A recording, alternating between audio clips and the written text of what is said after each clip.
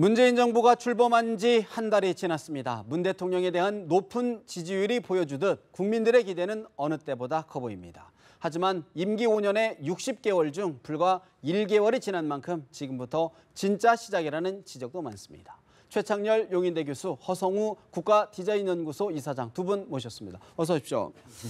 먼저 김희수, 김상조, 강경화 후보자의 청문 보고서 채택이 난항을 겪고 있습니다. 특히 강경화 후보자에 대한 야권의 반대가 심한데 청와대는 반드시 살린다는 입장을 보이고 있습니다. 여야의 입장을 좀 들어보시겠습니다.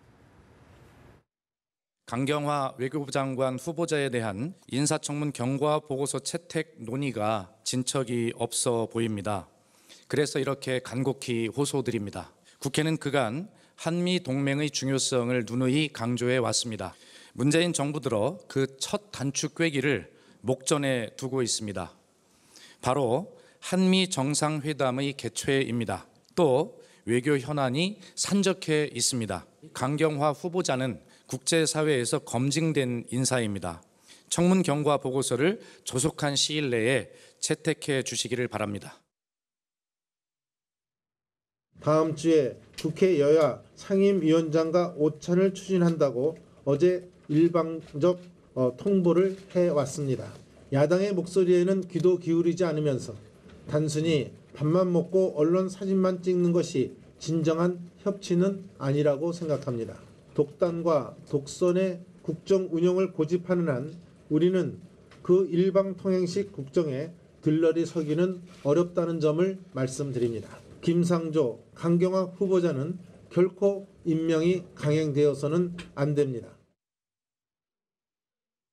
각 정당 좀 이견들이 있어서 보고서 채택은 현재로서는 조율이 안 됐습니다. 그래서 월요일 날 다시 당의 입장들을 좀 다시 정리하고 간사간 다시 만남을 갖기로 그렇게 얘기를 했습니다. 야당의 입장에서는 청문 과정을 지켜보셨겠지만 좀 이렇게 부적격하다는 게 대체적인 기류였고요. 지금 당장 서둘러서 할 부분은 아니다. 그렇기 때문에 우리가 주말을 좀 겪어보고. 한미 동맹 우선으로 미국을 최우선 방문을 하고 있는데 책임 있는 제1야당으로서 협력과 지원을 좀 해줘야 되지 않는가.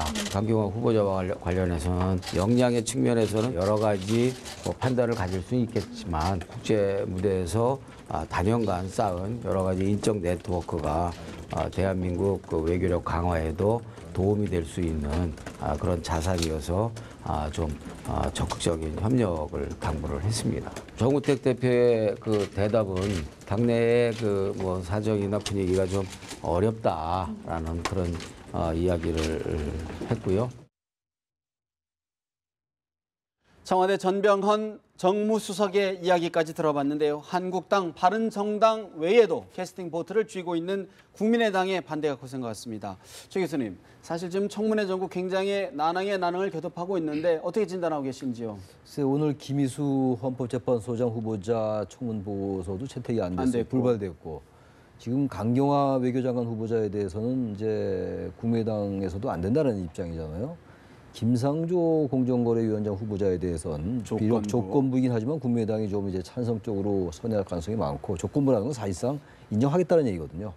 이 결국 강경화 후보자의 문제인데 강경화 후보자 문제는 끝까지 현재 상태에서는 국민의당이 반대할 것 같은데 국민의당으로서는 자유한국당은 말할 것도 없고 국민의당으로서는 단 한 명이라도 만약에 어떤 영향력을 행사하지 못하면 캐스팅 보트로서 국민의당의 어떤 존재 가치라고 할까, 입지라고 할까, 현재 5당 체제에서의 어떤 정체성 문제 이런 것들에 대해서 생각을 하는 것 같아요. 그러니까 강경화 후보자에게 물론 이런 의혹이 전혀 제기가 안 됐으면 이런 얘기가 할 필요가 없는데 그렇지는 않았단 말이에요. 현실적으로. 그렇다면은 여러 가지 고민을 했을 텐데 정치적으로 바로 그러한 정치적인 정치공학적인 이유도 굉장히 개입돼 있다는 생각이 들어서 기본적으로 이 인사청문회는 일단 후보자 요인이 가장 커요. 후보자 여러 가지 의혹들이 제기되느냐, 흠결들이 어떻게 제기되느냐가 가장 중요합니다만 2차적으로 이건 못지않게 중요한 게 이른바 정치적 요인이에요.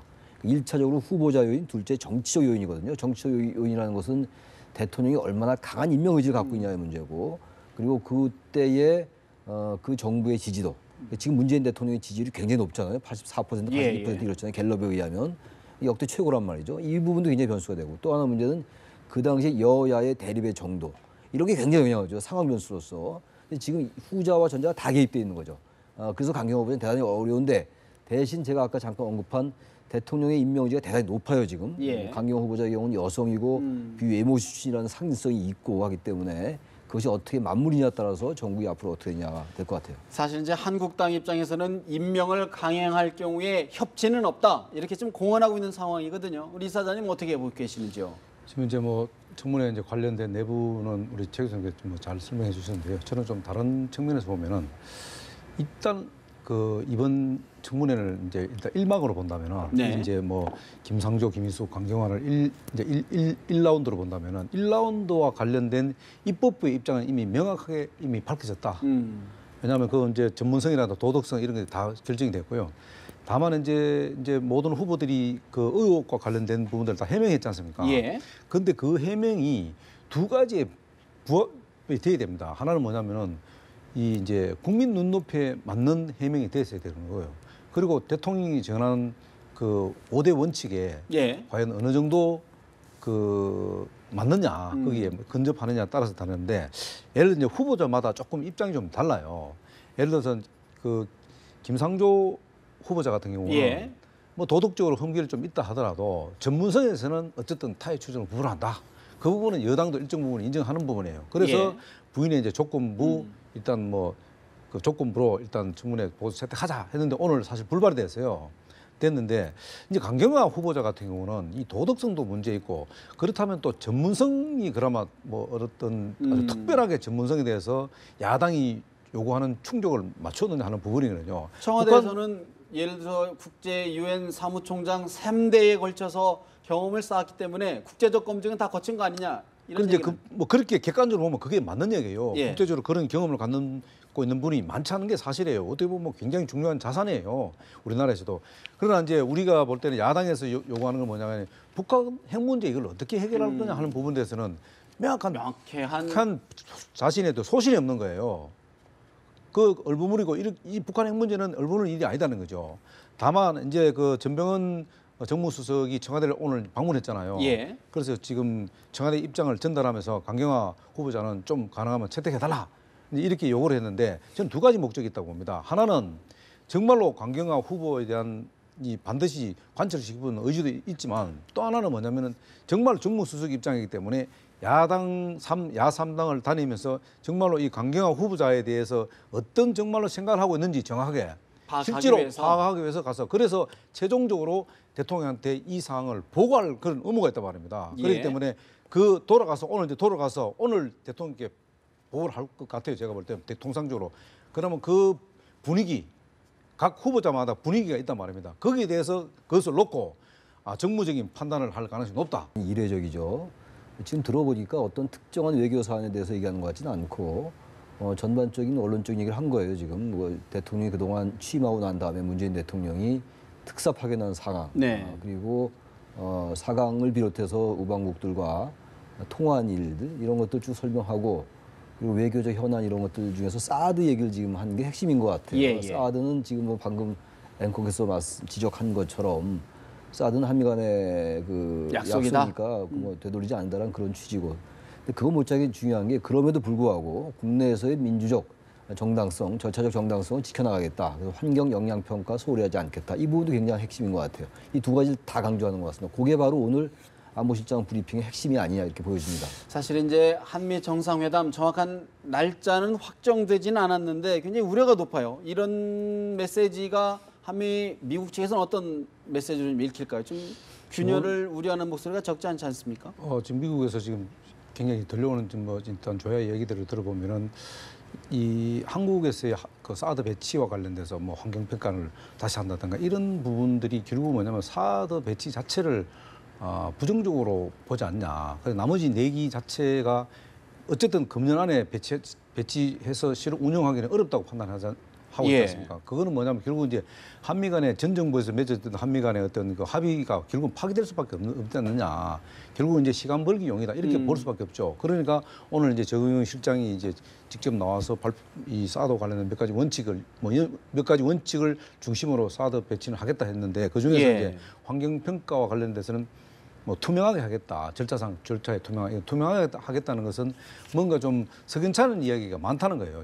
지금 현 정부가 들여다볼 때는 그 부분을 다시 끄집어내서 바로 세우겠다는 거예요. 뭐 그렇다면은 그 부분이 바로 세우겠다면은 결국은 사드 배치는 결국 연기될 수밖에 없다. 결론적으로. 그렇다면은 한미 정상회담에서 이 문제는 결국은 가장 중요한 핵심 의제가 될 가능성이 높다.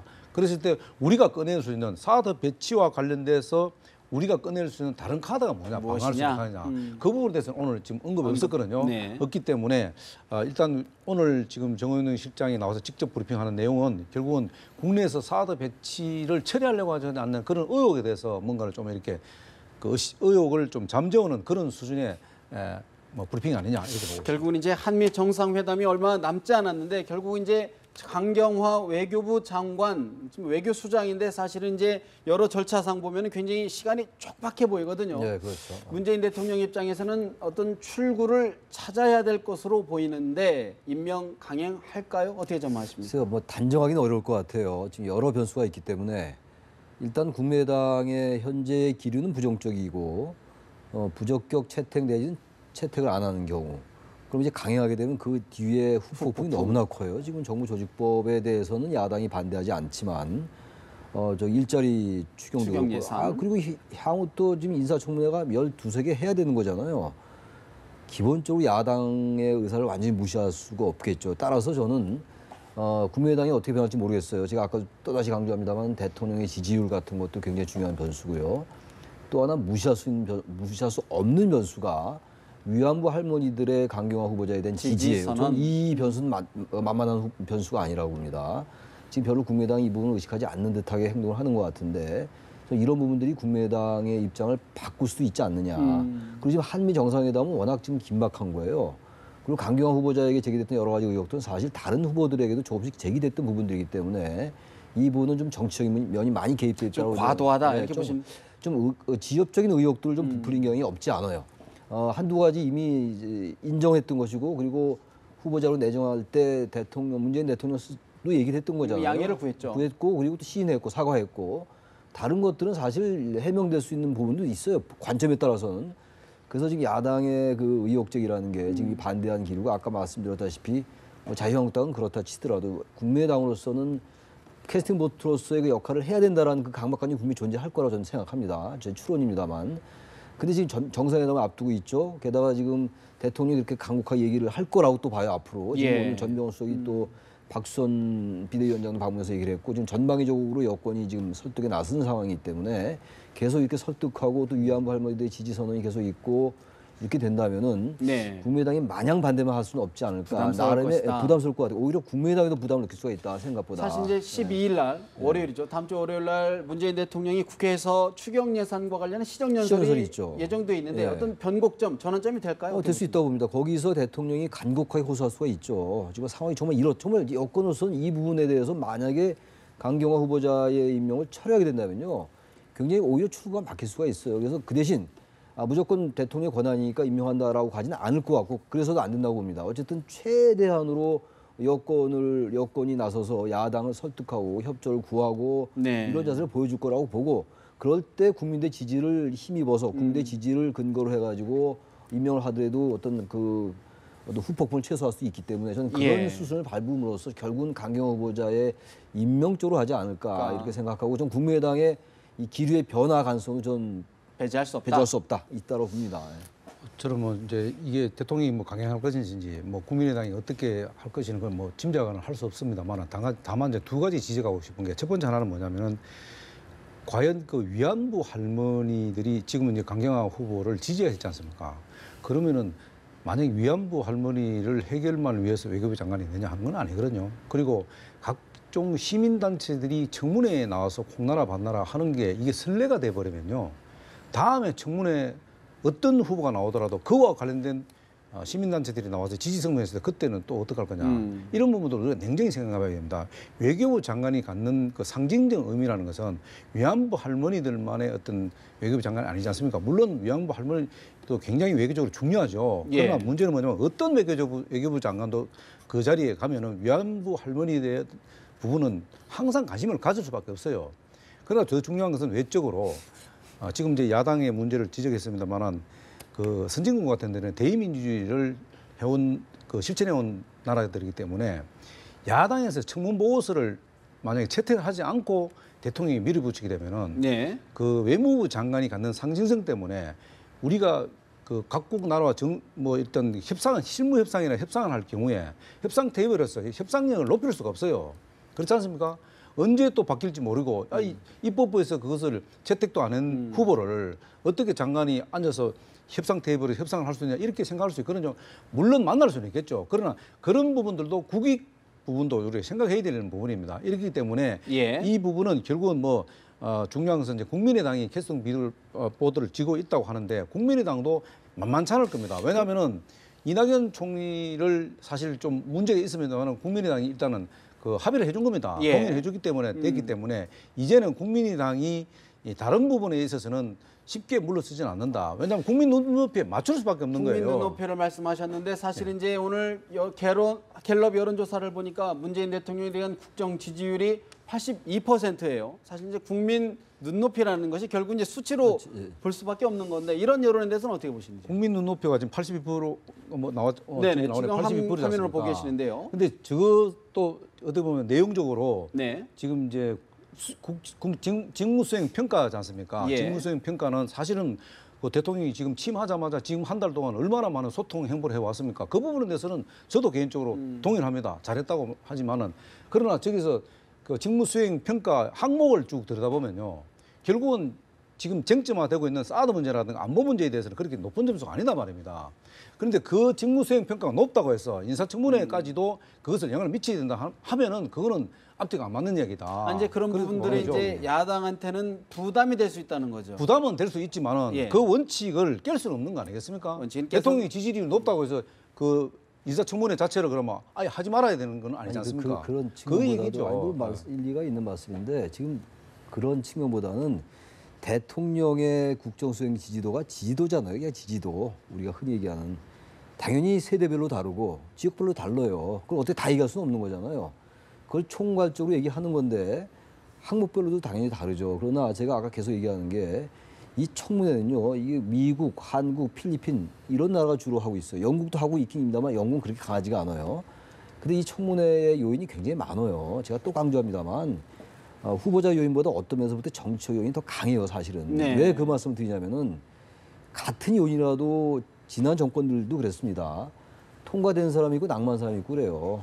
같은 위장 전입도 기준이 사실은 모호하다? 같은 위장 전입도 부동산 투기로 한 경우도 있고 또 자녀 교육이라 하더라도 이해가 되는 자녀 교육 위장 전입이 있고 그렇지 않은 위장 전입이 있고 막 이렇잖아요. 그래서 굉장히 달라요. 이거 그래서 문재인 대통령이 그 고위공직 배제 5대 원칙을 얘기했습니다만 굉장히 사안별로 다른 것이고 이런 예. 정치 요인이 굉장히 중요하기 때문에 대통령의 지지도가 높은 거는 국민당한테 굉장히 부담이 되는 거예요. 이건 현실의 요인을 얘기하는 거예요.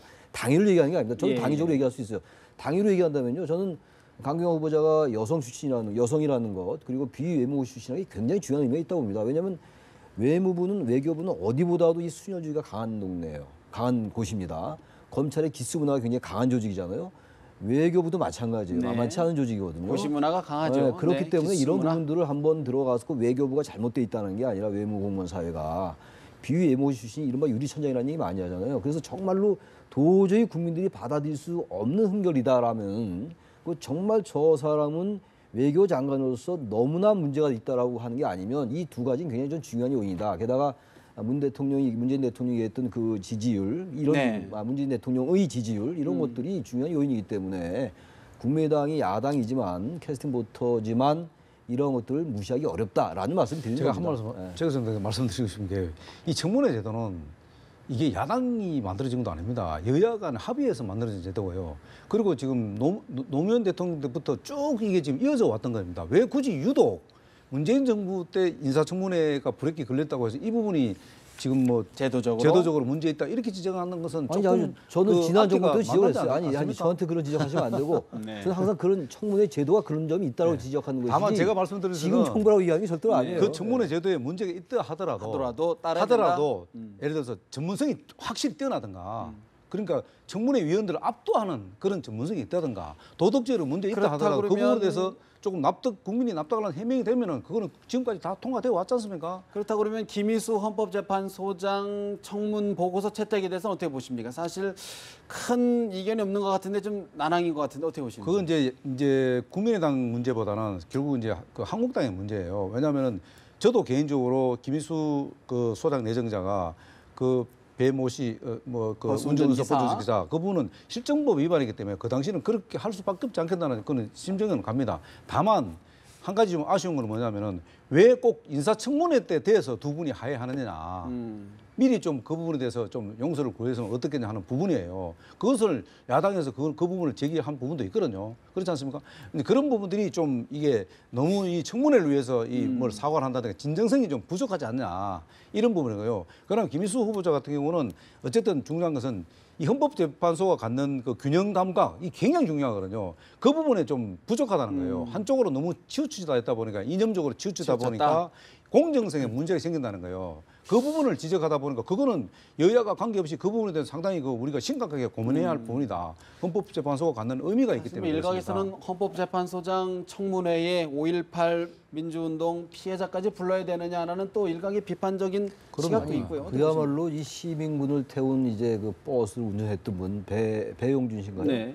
그분을 굳이 부른 건 자유한국당의 이제 어쨌든 이 김희수 후보자가 잘못 판결한 거다라는 것을 부각시키기 위해 했던 거라고요. 그분 나이도 많으시더라고요, 연세도. 근데 그분에게 불러서 지금 이제 그걸 한다는 건 그야말로 보여주기식 청문회였던 것 같아요. 그 부분이야말로 별로 의미가 없던 거예요. 저도 그 부분은 또 네, 당시 뭐 기억이 안 기억을 날 텐데. 떠올리고 싶지 않다 이런 이야기도 그런 하시더라고요. 그 아픈 기억을 네. 굳이 그분까지 증인을 불러가지고 김희수 후보자의 어떤 그런 곤란함을 부각시키려는 것밖에 아니었지 않냐라는 추론도 합리적이지 않냐라는 말씀 제가 드리는 겁니다. 그런 측면에서요. 그런 네. 측면에서 결국 이제 이런 해법을 풀어야 할 것은 결국 이제 문재인 대통령이 키를 쥐고 있는데 그렇죠. 일각에서는 뭐 사과 수준의 어떤 언급이 좀 필요한 것 아니냐 하는 지적도 있던데. 저는 사과 수준까지는 저는 맞지 않는다고 봐요. 대통령이 사과할 상황은 아닌 거죠, 이게. 사과라기보다는 국민들에게 간곡하게 호소해야죠. 그 사과할 수는 없는 거죠. 사과하는 게 아니라 간곡하게 호소하고 협조를 구하고 정말 이러이러한 부분은 잘못된 게 있다. 인정하면서 인정하고 그건 사과하고는 약간 다른 거죠. 그러니까 인정하면서 그러나 너무너무 절박하다. 그리고 인수위가 없이 출범한 정권이다. 사실 그렇잖아요. 다른 정권은 2달 정도 인수위가 있어서 충분히 검증도 할 수 있어요. 뭐 그럼에도 불구하고 많은 문제가 제기됐죠. 뭐 진보 정권, 보수 정권 할 거 없이. 이번은 정말 특수했잖아요. 네. 그리고 제가 아까 말씀드린 것처럼 강경화 후보자 등을 뭐 두둔하는 게 절대로 아니라 이 상황 속에서 그 제기됐던 흠결들이라는 게 많은 후보에게 제기돼 왔던 거예요. 예, 그렇다면 예. 정말 도저히 외교장관을 수행할 정도의 역량이 없는 것도 아니고 그리고 위원회에서 그동안 다자적인 경험이 있다면 오히려 이런 것들이 또 외교부의 순혈주의에 대해서 새로운 기풍을 진작시킬 수 있다면 이건 보기에 따라서는요. 네. 그렇게 반대할 이유도 없을 수가 없다. 있다는 거예요. 그런 걸 간곡하게 호소한다면 전 분위기가 바뀔 수 있지 않느냐. 어떻게 보십니까? 이 사람 입장에서는 문재인 대통령의 출구 전략을 충원한다면 어떤 말씀을 해줄 수 있을까요? 그 사과를 대통령께서 하셔갖고 만약 야당이 그걸 받아들인다면 천만다행인데 과연 제가 볼 때는 야당이 받아들이겠냐 하는 부분이에요. 사과한다. 그리고 또 지난번에 수석비서관 회의 때 그와 관련된 인사 관련해서 일정 부분 대통령이 사과는 안 했지만 사과에 준하는 말씀을 하셨어요.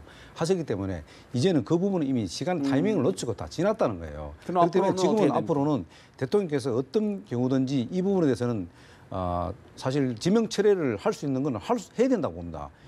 그런 과단한 용기도 필요하다고 봅니다. 그렇기 때문에 지금까지 어떤 협치 그리고 뭐 통합의 행보를 또 잘 해왔기 때문에 82%라는 직무수행 평가도 있기 때문에 오히려 이런 부분도 아프지만은 가감하게 대통령 입장을 정리하는 것도 하나의 방법이다.